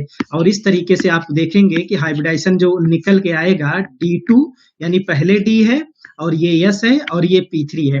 कहने का मतलब ये है कि वैलेंस बॉन्ड थ्योरी में जब बॉन्डिंग पढ़ा गया कि एक फुलफिल्ड ऑर्बिटल होता है लिगेंड्स और वैकेंट ऑर्बिटल होता है आपके सेंट्रल एटम का, सेंट्रल मेटल का, और जब लिगेंड्स के द्वारा मेटल को इलेक्ट्रॉन डोनेट किए जाते हैं तो वहां पर बॉन्डिंग होती है। तो जब बॉन्डिंग होगा तो अलग अलग ज्योमेट्री के मॉलिक्यूल बनेंगे। अब जैसे अगर केवल 2 ही लिगेंड है तो लीनियर 3 है तो ट्राइगोनल प्लेनर 4 होंगे, तो टेट्राहेड्रल 4 होंगे तो स्क्वायर प्लेनर। इसी तरीके से देखिए कोऑर्डिनेशन, अलग अलग कोऑर्डिनेशन नंबर के जो भी ज्योमेट्री होते हैं उसको यहाँ पर दिखाने की कोशिश की गई है। ट्राइगोनल बाई पिरामिडल हो गया, स्क्वायर बेस्ड पिरामिडल हो गया, ऑक्टाहेड्रल हो गया, ट्राइगोनल प्रिज्मेटिक हो गया, पेंटागोनल बाई पिरामिडल होता है। तो ये अलग अलग टाइप की ज्योमेट्री होती है। अलग अलग टाइप की ज्योमेट्री होगी तो उसका अलग अलग हाइब्रिडाइजेशन होता है। जैसे लीनियर है तो sp2, अगर ट्राइगोनल प्लेनर है तो लीनियर है तो sp, ट्राइगोनल प्लेनर है तो sp2, टेट्राहेड्रल है तो sp3, और स्क्वायर प्लेनर है तो sp2, सॉरी, अगर स्क्वायर प्लेनर है तो यहाँ sp3d है, थोड़ा मिस्टेक है, नहीं sp2d है। और क्या कहते हैं, ट्राइगोनल बाई पिरामिडल है तो sp3d है। sp3d है जब स्क्वायर बेस्ड पिरामिडल होता है, sd5 होता है, या फिर sp3d2 होता है जब ऑक्टाहेड्रल और ट्राइगोनल प्रिज्मेटिक टाइप का स्ट्रक्चर बनता है। साथ ही साथ यहाँ देखिए पेंटागोनल बाई पिरामिडल का हाइब्रिडाइजेशन क्या होता है, या मोनोकैप्ड ट्राइगोनल प्रिज्मेटिक का क्या होता है। तो अलग अलग ज्योमेट्री, और हर ज्योमेट्री के लिए अलग अलग क्या कहते हैं हाइब्रिडाइजेशन है। तो आपको यहाँ पर याद क्या करना है, आपको याद करना है कि ये हाइब्रिडाइजेशन याद करना है, और इससे रिलेटेड क्या ज्योमेट्री है इसको याद करना है। एक सबसे इंपॉर्टेंट बात ये है कि जैसे मान लीजिए P में 3 ऑर्बिटल हैं, तो 3 ऑर्बिटल में 2 ही पार्टिसिपेट होंगे हाइब्रिडाइजेशन में जब sp2 होगा। एक ऑर्बिटल आपका हाइब्रिडाइजेशन में पार्टिसिपेट नहीं होगा। हाइब्रिडाइजेशन का मतलब होता है मिक्सिंग ऑफ एटॉमिक ऑर्बिटल, आप सेम एनर्जी लेवल अथवा नियरली सेम एनर्जी लेवल। तो यहाँ पर s px py होता है, यानी कौन सा पार्टिसिपेट नहीं होता है, pz नहीं होता है। तो ये इंपॉर्टेंट बात है, आपको हाइब्रिडाइजेशन निकालना आता है, उसका ज्योमेट्री आता है, लेकिन शायद है कि ये आपको याद नहीं होगा या आप पढ़ते नहीं होंगे कि ये कैसे इन्वॉल्व नहीं होता है। लेकिन हम आपको यहाँ पर बता दे रहे हैं, हमारे पास समय कम है, तो जब भी आप हाइब्रिडाइजेशन पढ़ेंगे तो sp2 में क्या इसकी ज्योमेट्री होती है ये आपको मतलब मालूम होना चाहिए। साथ ही साथ कौन सा ऑर्बिटल इन्वॉल्व हुआ ये मालूम होना चाहिए। ऐसे ही sp2d पढ़ेंगे तो d का कौन सा ऑर्बिटल पार्टिसिपेट होगा ये पता होना चाहिए। sp3d होगा तो कौन सा d ऑर्बिटल का पार्टिसिपेट होगा, sp3d2 होगा तो कौन सा d ऑर्बिटल का पार्टिसिपेट होगा, या फिर sp3d2 होगा तब कौन सा d ऑर्बिटल पार्टिसिपेट होगा, sp3d3 होगा तब कौन सा d ऑर्बिटल पार्टिसिपेट होगा। कहने का, या sp3d3f होगा तब f का कौन सा ऑर्बिटल होगा, या sp3d5 होगा तो d के कौन कौन से ऑर्बिटल होंगे। और हर एक हाइब्रिडाइजेशन के लिए मैं यहाँ पर एक एक एग्जाम्पल बताने और समझाने की कोशिश किया हूँ, क्योंकि आज समय ज्यादा नहीं है, नहीं तो मैं आपको बताता कि किस हाइब्रिडाइजेशन में कौन सा डी ऑर्बिटल क्यों पार्टिसिपेट हो रहा है। अब जब आप एग्जाम दे लेंगे, रेगुलर क्लासेज होंगे, अगर आपका दुर्भाग्यवश सिलेक्शन नहीं हुआ, आप दोबारा केमिस्ट्री पढ़ेंगे तो शायद हमारी मुलाकात होगी, तो उस समय हम बताने की कोशिश करेंगे कि किस हाइब्रिडाइजेशन में कौन सा डी ऑर्बिटल पार्टिसिपेट होता है, और अगर पार्टिसिपेट होता है तो उसका वजह क्या है। ठीक है, तो ये आप याद करके जाइएगा एग्जाम देने के पहले। साथ ही साथ देखिए, जब वैलेंस बॉन्ड थ्योरी से हम आगे बढ़ते हैं तो पढ़ते हैं crystal field stabilization energy, crystal field theory. Crystal field theory valence bond theory से थोड़ा अलग है। देखिए वैलेंस बॉन्ड थ्योरी में इसके अलावा हम लोग और भी चीजें पढ़ते हैं, जैसे इलेक्ट्रोन्यूट्रलिटी प्रिंसिपल। इलेक्ट्रोन्यूट्रलिटी प्रिंसिपल ये है कि जैसे कोई भी मेटल है, अब मेटल क्या कर रहा है कि सेंट्रल जो लिगेंड्स है ये मेटल को इलेक्ट्रॉन डोनेट कर रहा है, जबकि मेटल का अपना जो नेचर होता है ये इलेक्ट्रोपॉजिटिव होता है, ये इलेक्ट्रॉन को लाइक नहीं करता है, यानी इलेक्ट्रॉन को रिलीज करना चाहता है। लेकिन फिर भी ये लिगेंड्स जो होता है इसको इलेक्ट्रॉन दे रहा है, तो इसलिए यहाँ पर नेगेटिव चार्ज डेंसिटी बढ़ जाएगी। तो लिनियस पॉलिंग ने कहा था कि ये उतना ही इलेक्ट्रॉन डेंसिटी इधर फ्लो होता है कि जितने से ये मेटल न्यूट्रलाइज हो जाए। न्यूट्रलाइज होने का सेंस ये है, जैसे ये आयरन 2 पॉजिटिव है, तो आयरन 2 पॉजिटिव को न्यूट्रलाइज करने के लिए 2 इलेक्ट्रॉन की जरूरत है।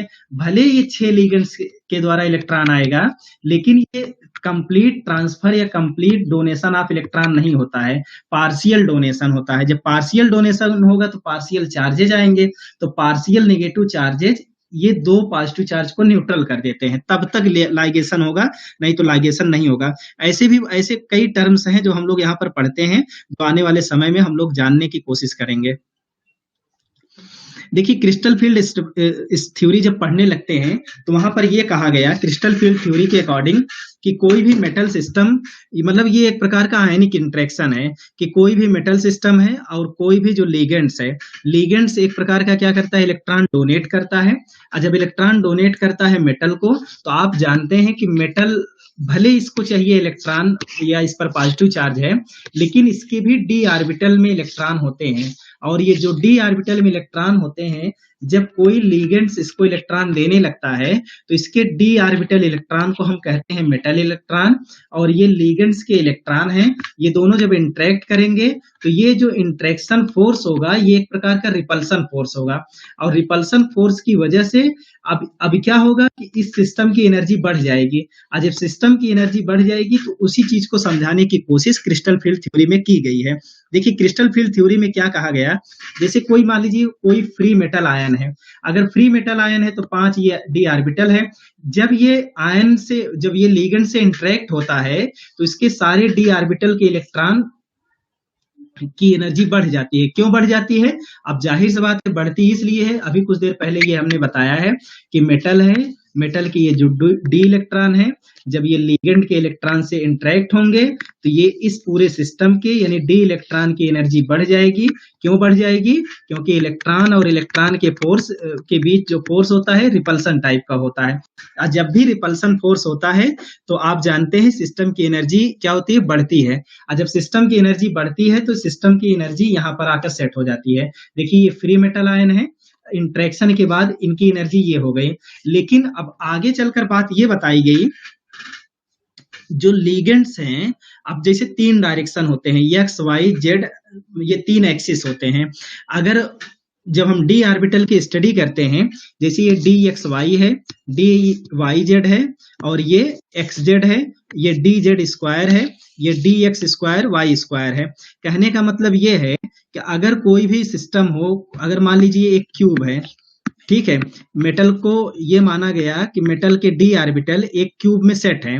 अगर क्यूब में सेट है तो ये आपका मान लीजिए एक्सिस जेड है, ये कौन सा एक्सिस है, जेड है, और ये जब इस प्लेन से पास होगा तो ये एक्स एक्सिस होगा, और जब आगे से पास होगा और ये पीछे के लाइन से पास होगा तो वो वाई एक्सिस होगा।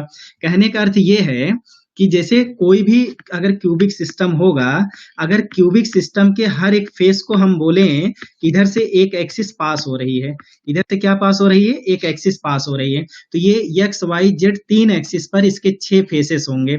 और ये जो 6 फेस होते हैं ये किस एक्सिस पर है, एक्स वाई जेड एक्सिस पर है। तो ये बताया गया कि जो डी एक्स वाई ऑर्बिटल है वो एक्सिस के अलोंग तो होते नहीं है। ये देखिए एक्सिस है और ये एक्स एक्सिस है, ये वाई एक्सिस है। डी एक्स वाई ऑर्बिटल में जो लोब्स होते हैं बिटवीन एक्सिस होते हैं।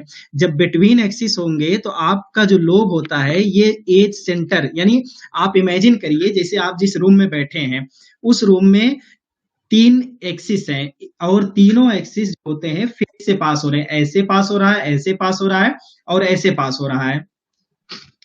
और एक्सिस अगर क्या कहते हैं, फेस को अगर कट करते हुए उसके सेंटर से पास हो रहा है, तो आप ये समझिए कि जैसे मान लीजिए डी जेड स्क्वायर है, डी जेड स्क्वायर ये एक्सिस पर है। तो अगर ये जो क्यूब आप अभी पढ़े थे, हम ये इज्यूम कर लें कि इस क्यूब के एक्सिस पर डी जेड स्क्वायर है। ऐसे अगर आप ये देखिए यहाँ पर d x square y square है, यहाँ पर x और y एक्सिस पर ऑर्बिटल है। तो जो ऑर्बिटल एलोंग द एक्सिस होंगे, जब मेटल एक्सिस के साइड आने लगेगा, यानी एक्सिस कहने का मतलब ये है कि जैसे इधर से लिगेंड्स आ रहा है और ये आपका ऑर्बिटल है, डी ऑर्बिटल है, तो इसके इलेक्ट्रॉन और डी ऑर्बिटल के इलेक्ट्रॉन ये डायरेक्ट इंटरेक्ट करेंगे। जब डायरेक्ट इंटरेक्ट करेंगे तो जो ऑर्बिटल एलोंग द एक्सिस होंगे वो ज्यादा रिपल्सन फोर्स फील करेंगे उस ऑर्बिटल के कंपैरिजन में जो ऑर्बिटल इस एज सेंटर पे होंगे, क्योंकि हमारा जो लिगेंड्स होता है वो एक्सिस पर आता है और एक्सिस के अलोंग ये एक्स स्क्वायर वाई स्क्वायर वाला ऑर्बिटल और डी जेड स्क्वायर वाला ऑर्बिटल है, इसलिए ये दोनों ऑर्बिटल ज्यादा इंटरेक्ट होंगे, दोनों की रिपल्सन एनर्जी ज्यादा होगी, और जब ज्यादा होगी तो ये रिपेल करके ज्यादा फील्ड क्रिएट करेंगे, और जबकि ये तीनों ऑर्बिटल कंपैरेटिव कम रिपल्सन फोर्स फील करेंगे। क्यों? क्योंकि लिगेंड्स इधर आ रहा है जबकि ऑर्बिटल इधर है। जो ऑर्बिटल यहाँ पर है वो डायरेक्ट इंटरेक्ट हो रहा है तो उसकी एनर्जी बढ़ेगी ज्यादा, लेकिन जो ऑर्बिटल यहाँ पर है वो इनडायरेक्ट इंटरेक्ट हो रहा है तो इसलिए उसकी एनर्जी कम बढ़ेगी। देखिए, अब हमारे पास इतना समय नहीं है कि मैं इस थ्योरी को आपको कायदे से और अच्छे से समझाऊं, उसके लिए आपको रेगुलर क्लासेस जब भी हम कोऑर्डिनेशन केमिस्ट्री पढ़ाएं, क्योंकि जब कोऑर्डिनेशन केमिस्ट्री पढ़ाएंगे तो पूरा एक लेक्चर आपका क्रिस्टल फील्ड स्प्लिटिंग होगी, जो आपका 1 से 1.5 घंटे की क्लास होगी। तो जाहिर सी बात है कि 1-2 मिनट 5 मिनट में हम पढ़ेंगे तो बहुत चीजें भूल जाएंगे या बहुत चीजें सही से पढ़ नहीं पाएंगे। मैं ये उम्मीद करता हूं क्योंकि आप एग्जाम देने जा रहे हैं तो थोड़ा बहुत क्रिस्टल फील्ड थ्योरी आपको आती होगी। जब थ्योरी आती होगी तो जैसे मैं यहाँ पर आगे आप पढ़ेंगे कि ये अलग अलग डी ऑर्बिटल सिस्टम है, तो डी ऑर्बिटल सिस्टम है तो ये अलग अलग फील्ड में अलग अलग टाइप से स्प्लिट करते हैं। जैसे ये ऑक्टाहेड्रल है, ऑक्टाहेड्रल में 2 डी ऑर्बिटल ऊपर और 2 डी ऑर्बिटल नीचे, यानी 3 डी ऑर्बिटल नीचे, तो 3 की एनर्जी घटती है और 2 की एनर्जी बढ़ती है। ऐसे मान लीजिए ये स्क्वायर प्लेनर है, स्क्वायर प्लेनर में सबसे ज्यादा energy d x square y square की होती है, फिर इसके बाद डी एक्स वाई की होती है, फिर डी जेड स्क्वायर की होती है। फिर तो इसमें आपको जानना क्या चाहिए? देखिए, अगर मुझे पढ़ाना हो, आपको पढ़ना हो, तो मैं तो ये कहूंगा आपको ये पता होना चाहिए कि अलग अलग ज्योमेट्री में अलग अलग टाइप की स्प्लिटिंग क्यों होती है। नंबर 2 सवाल ये है कि जब स्प्लिटिंग होगी तो किसकी एनर्जी बढ़ेगी और किसकी घटेगी। नंबर 3 सवाल ये है कि जब स्प्लिटिंग को आप जान गए हैं तो हर एक ज्योमेट्री में आपको डी ऑर्बिटल का इंक्रीजिंग और डिक्रीजिंग ऑर्डर सेट करना है, क्योंकि पीछे के अगर आप सवाल पलटेंगे तो 1-2 बार यही पूछा गया है। जैसे मान लीजिए अगर हम कह दिए ट्राइगोनल बाई पिरामिडल स्ट्रक्चर है तो सबसे ज्यादा एनर्जी किस डी ऑर्बिटल की होती है? तो किसकी होती है? डी जेड स्क्वायर की।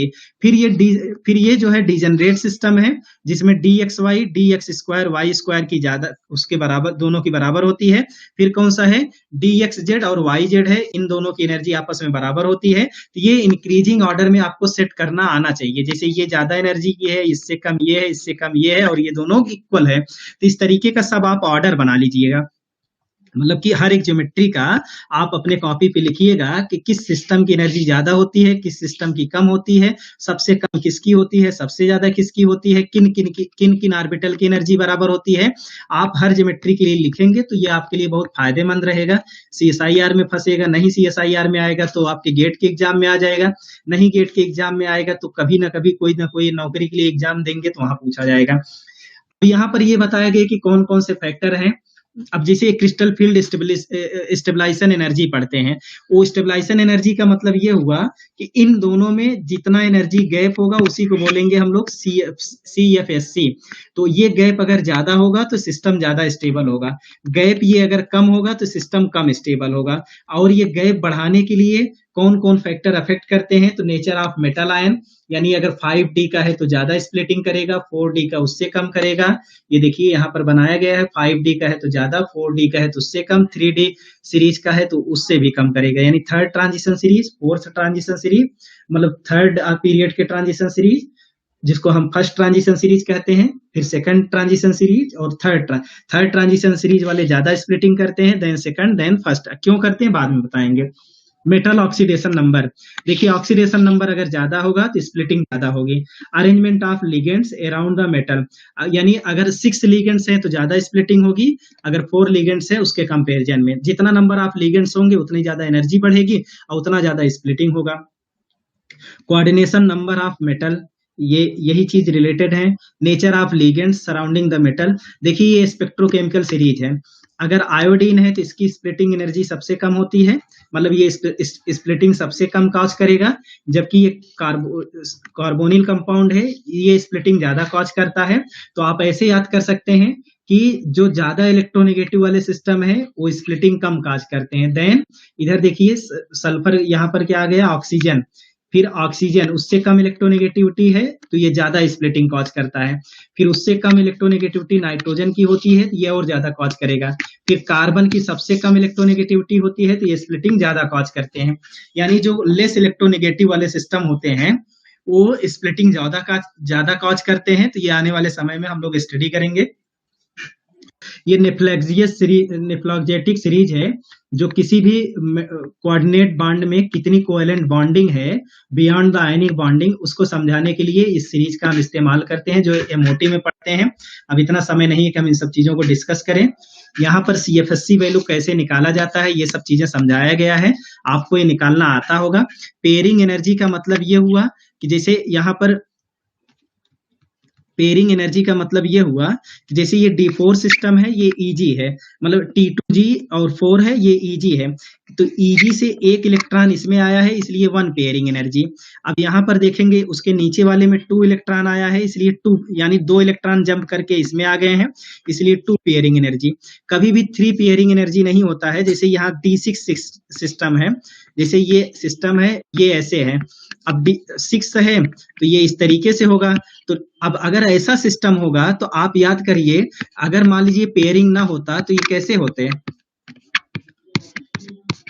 ये ऐसे होता है। यानी एक ये नेचुरली पेयर्ड है, बाकी 2 इलेक्ट्रॉन पेयर होके नीचे आ रहे हैं इसलिए पेयरिंग एनर्जी कितनी होगी, 2 होगी। तो हमेशा स्टूडेंटों में ये कंफ्यूजन हो जाता है कि जैसे मान लीजिए इस टाइप का कॉन्फ़िगरेशन है तो यहाँ पर 2p एनर्जी होगा कि 3p होगा। तो 3p वाला गलत है, किसी किसी किताब में किसी किसी नोट्स में 3p लिखा रहता है, सही क्या है 2p है। तो इन सब चीजों को आप जानिएगा, बेहतर होगा आपके एग्जाम के लिए।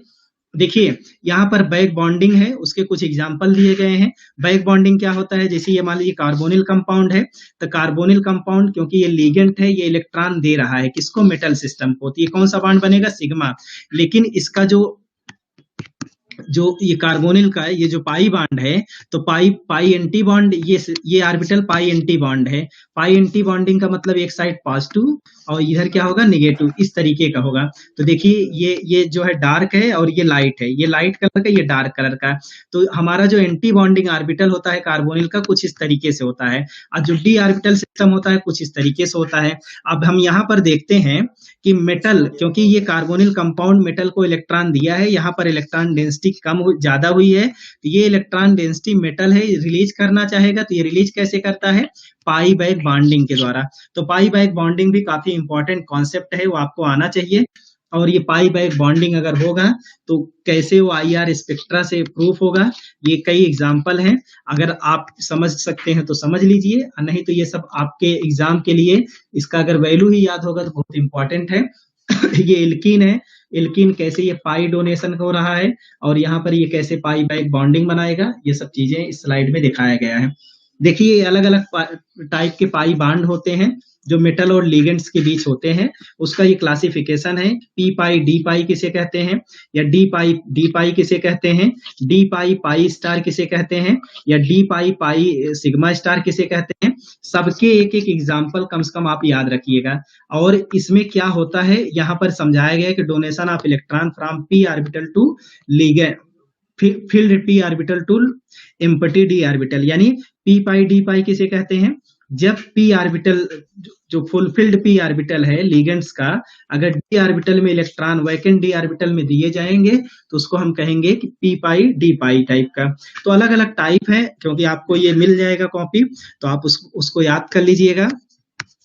ये सब स्लाइड आप बाद में भी देख सकते हैं, या आप इसको पॉज करके देखिए। तो इसमें हर एक बॉन्डिंग का डेफिनेशन यहाँ पे लिखा गया है, और यहाँ पर उसके एग्जाम्पल लिखे गए हैं। तो इसको आप थोड़ा सा समझ बूझ के याद कर लीजिएगा। ये थोड़ा सा हम सोचे थे कि ऑर्गेनोमेटेलिक कंपाउंड भी आपको समझाएंगे, बताएंगे। तो आप यहाँ पर क्या करिएगा, इसको आप बस थोड़ा बहुत अगर आपको आता है तो जल्दी से समझ में आ जाएगा, नहीं तो अनअकैडमी प्लेटफॉर्म पर हम आगे ये सब टॉपिक जब लेकर आएंगे तो बहुत बकायदे समझाएंगे। यहाँ पर number of metal metal bond आप निकालना सीखिए, साथ ही साथ टर्मिनल ब्रिज और ब्रिजिंग जो कार्बोनिल कंपाउंड्स होते हैं या कार्बोनिल ग्रुप होते हैं, तो उनकी ये आईआर फ्रीक्वेंसी से कैसे हम पता लगाएंगे, ये सब चीजें हैं। और ये सोचे थे ऑर्गेनोमेटेलिक कंपाउंड बताएंगे तो हेपेटिसिटी बता देंगे आपको। और हेपेटिसिटी के थ्रू क्या निकाल सकते हैं, 18 इलेक्ट्रॉन रूल। अगर आपको आता है तो ठीक है, नहीं आता है तो आप इंतजार करिए। ये कुछ कंपाउंड्स दिए गए हैं और इन कंपाउंड्स का 18 इलेक्ट्रॉन रूल अप्लाई करिए और ये बताइए कि मेटल के पास कितने इलेक्ट्रॉन हो रहे हैं, या कौन कौन से कॉम्प्लेक्स ऐसे हैं जो 18 इलेक्ट्रॉन रूल को फॉलो करते हैं और कौन कौन से कॉम्प्लेक्स ऐसे हैं जो नहीं फॉलो करते।